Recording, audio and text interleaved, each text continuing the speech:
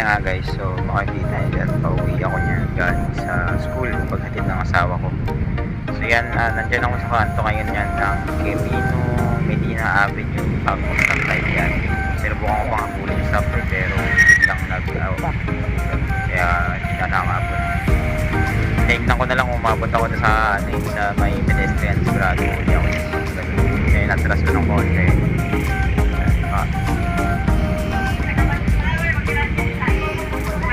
And sa makikita nyo dyan, ang dami nakatambay ngayon dyan na mga enforcer. Inaabangan nila lahat ng mga lumiligo dyan sa kantong yan, sa may Petron, saka dun sa may kabila dyan sa Jollibee, ang kantuhang yan.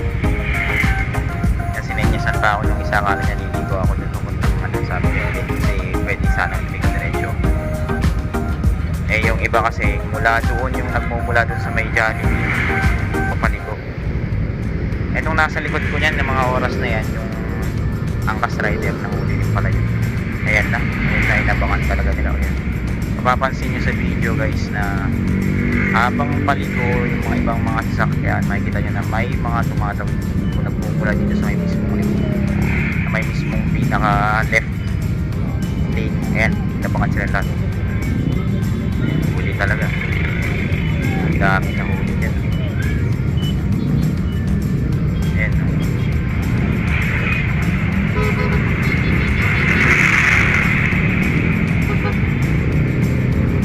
So itong video sana na to ay mag-silbing paalala na lang at babala na mag-ingat sana sa kantong yan kasi talagang marami talaga. Ayan, yung isa dyan ano pa, nagpupumilit pang umalis.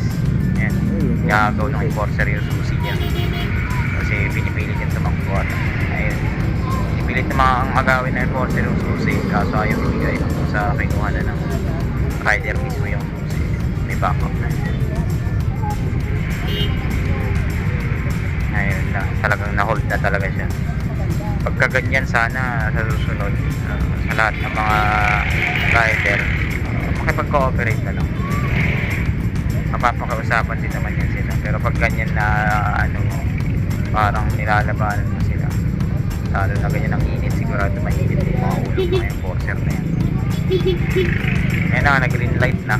Diretso na tayo. Ayan, makikita nyo yan, yung kantong yan. Yan, may barrier doon sa gilid na yun. Yun. Yung iba tumatawid kasi bago lumigo. Yun lang guys. Peace out.